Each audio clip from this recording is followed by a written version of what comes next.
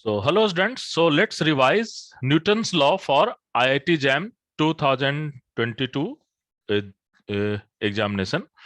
And here we are just going to discuss what should be the main formula for Newton's law in 1 dimension and 2 dimension, and where must we focus and what is trend of different type of problem. So, before going to Newton's law, I will suggest each and every student that you should go for basic of kinematics.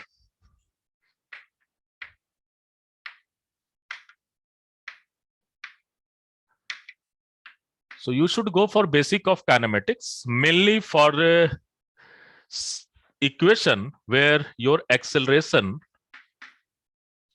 is constant. Acceleration is constant, or it may be variable. So if it is variable, then you have to go for differential equation method and you have to solve it. So you have to remember mainly 2 and 3 formula. If acceleration is constant, then you have to just go for v is equal to u plus at.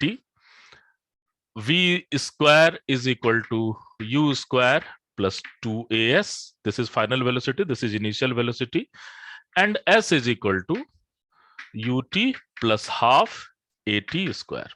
So this is the thing you have to just remember. I know that you know all this thing, but you have to just revise it. Where you have to use it when your acceleration is constant, then you can use this formula directly. And next thing is that sometime your acceleration is not constant, then obviously you have to use as some force. Let's say this force is equal to, if this force is function of time, then you will just use m d square x upon dt square. Now, if your force is function of x, then also you can use this thing as x and time. Sometime you can use this formula as m v dv upon dx. This is also part of acceleration, and you have some force fx and you just want to find what is velocity, and after then you can easily find what is acceleration after next derivation of time. So these are the basic thing. Here you have to focus how you should do the differential equation properly. Now you should also remember the sum formula of projectile. So this is very important because there may be some application where you have to use this formula of projectile and you have to just go for this. So obviously for the projectile formula, we know what is projectile. The projectile is some parabolic path, and this is my velocity v. It is making angle theta. And this is my x-axis, this is my y-axis. So this is my projectile formula, and mainly you have to remember time of flight, that is 2v0 sine theta by g. You have to also find the maximum height. This formula is also important, v0 square sine square theta upon 2g, and you have to also remember the range formula. Range formula is that this distance is range, the time of flight into this horizontal velocity will give you the range. Then you have to also remember this range formula, 2 theta upon g. So before going to Newton's law, you have to at least focus on these three parts, mainly constant acceleration, projectile, and obviously you have to just work out on how you can use differential equation into one-dimensional system. So now let's go for where we should focus in one-dimensional Newton's law. So when we have to go for this, so let me remove this so I can use this space. In one-dimension Newton's law, one-dimension Newton's law, mainly you have to work out on the normal force And you know the normal force is nothing but the perpendicular to surface if there are some response force acting on this. And then you have to see how your tension is going to work. But most important thing is that you have to talk about friction. And if I am talking about friction, you have to work about the static friction, which is very important. So what is a static friction? So static friction is just equal to applied force, and it will act unless until the particle is not moving. So we have to work for the static friction, and this is very important. And then we have to also learn about the kinetic friction. So static friction is all about when you have, and this static friction is nothing but applied force, and kinetic friction is all about your kinetic friction is nothing but mu into n. And the limiting case for this particular thing, we have mu s into n is equal to F limiting. So you have to use this three formula very intelligently, and always you have to talk about the relative motion between surface and the particle. So you have to sit on surface and then you have to see how your particle is going to move. And there are very few questions into last 3 years, but yes, you have to prepare, because maybe last 3 years there are not any question, but in the next they can ask this question. And I am also betting on this particular projectile thing, that they can ask some question on the projectile. So please learn is very carefully. So what I have seen that Newton's law in one dimension have very few question. The more question in this part is from the kinematic part. So you have to give just a basic information, you have to learn just a basic information, and you have to apply this on this particular examination.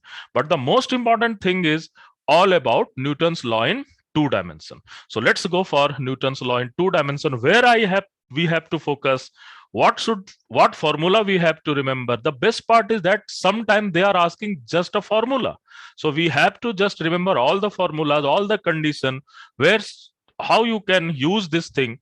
So let's go for Newton's law in 2 dimension. So let me remove all this thing.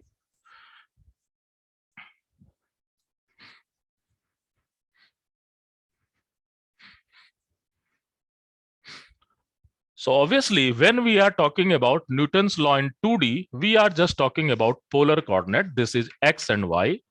This is my R. There is some path. This is my R cap direction. This is my theta cap direction.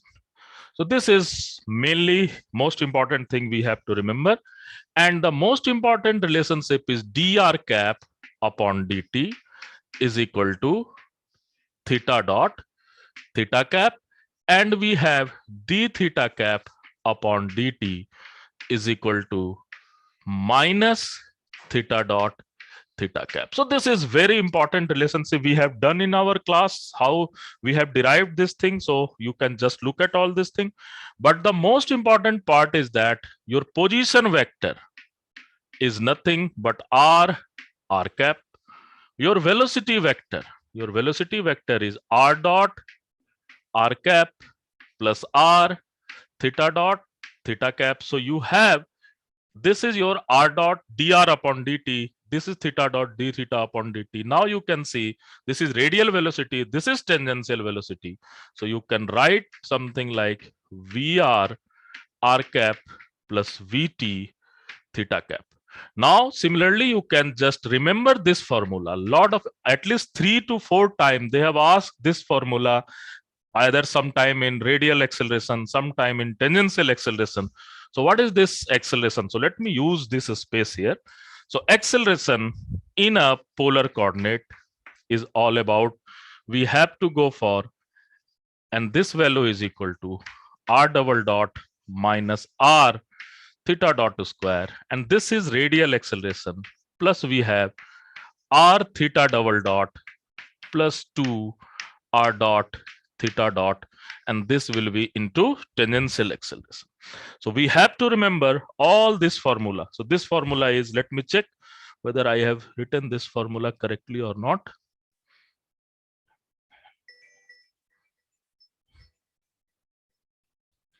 Okay, so this is our formula. Just a minute.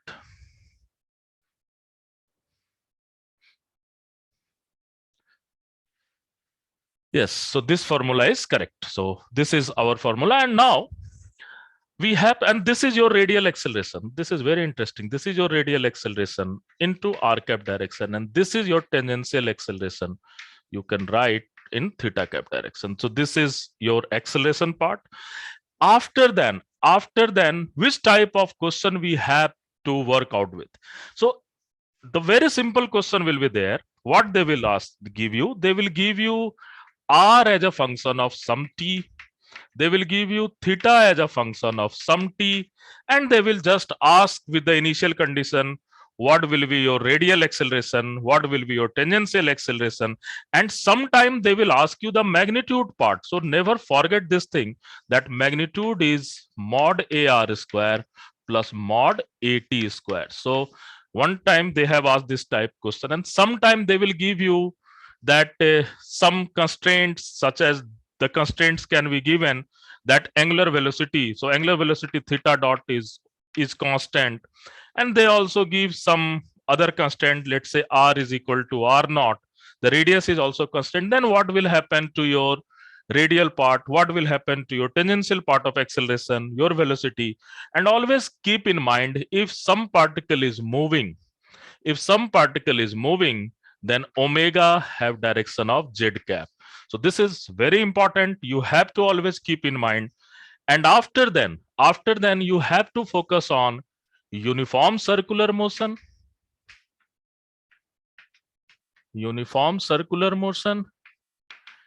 as well as non-uniform circular motion. Okay, non-uniform circular motion. When your distance is fixed, obviously if you are moving in circle, your distance is fixed, but there are not the constant value of omega is there, then you have uniform circular motion. If the omega is function of time, means theta is changing with the time, theta dot is changing with the time, then you have non-uniform circular motion.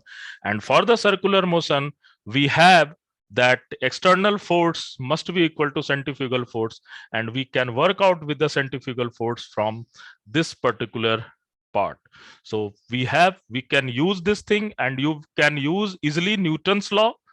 What is Newton's law? How you can write Newton's law? The external force Fr is equal to m ar, and if I am talking about ar, this whole thing is ar. So you have to always keep in mind. And similarly, F theta is equal to m a theta. And we have also discussed in our class that what will be condition of conservation of angular momentum if motion is confined into plane. You should always remember that whenever f theta is equal to 0, then angular momentum is conserved. So these are the main formula you have to revise. At least these are the main formula you have to revise. It depends on you. You can just go into maximum deeper, or are you living up to this? It depends on you. But at least before going to exam, you have to recall all these formulas. You have to at least see how the previous year question are related to this thing, and we have solved all this thing into our classroom. So please revise properly. The revision is very important at this point of time. Don't do extra new thing, just revise it and focus on the main issue. This is the most important thing at the time of revision. Thank you, students. In the next video, I will just talk about the central force, which is very important, and this will be connected just from the Newton's law in 2 dimensions. Thank you.